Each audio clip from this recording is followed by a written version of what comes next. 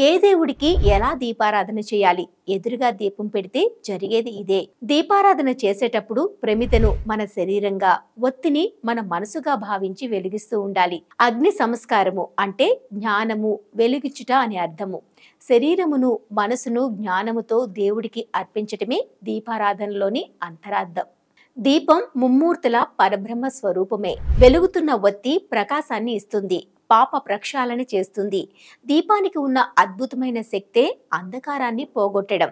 ఆ చీకట్లను పటాపంచలు చేసి జ్ఞానాన్ని ప్రసాదించే దేవత లక్ష్మీదేవి. ఆ అద్భుత శక్తి కలిగి ఉన్న దీపానికి ప్రతీకే లక్ష్మీదేవి. అందుకే లోకంలో లక్ష్మీ స్థానంగా చెప్పే వాటిల్లో దీపం కూడా ఒకటి. దీపం లక్ష్మీదేవి స్వరూపం ఎలా అయిందన్నదానికి ఓ కథ కూడా ఉంది. పూర్వం ఇంద్రుడు దుర్వాస మహర్షి ఆగ్రహానికి లోనై సకల సంపదలు కోల్పోతాడు. అప్పుడు దిక్కుతోచక శ్రీ మహావిష్ణువును ప్రార్థిస్తే ఆయన జ్యోతి రూపంలో లక్ష్మీదేవిని పూజించమని సలహా ఇచ్చాడట.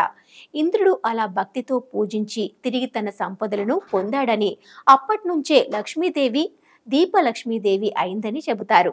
తబిలులు కూడా లక్ష్మీ పూజ దీపస్తంభానికే నిర్వహిస్తారు.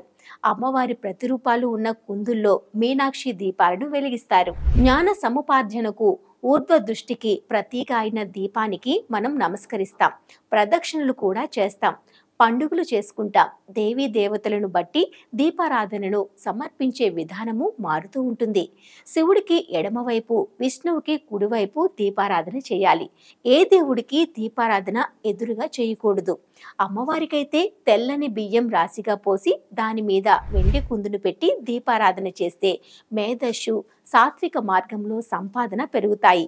గుమ్మానికి ఎదురుగా ఉండే తులసి కోట దగ్గర మట్టి ప్రమిదలో దీపారాధన చేస్తే ఇంట్లోకి దుష్ట శక్తులు రావని నమ్ముతారు.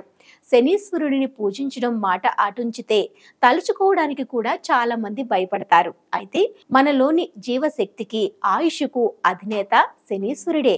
అందుకే ఆయనకు అరచేతిలో నల్ల వస్త్రాన్ని తీసుకొని అందులో నల్ల నువ్వులు పోసి మూట కట్టి దాన్నే ఒత్తిగా చేసి దీపారాధన చేయాలి.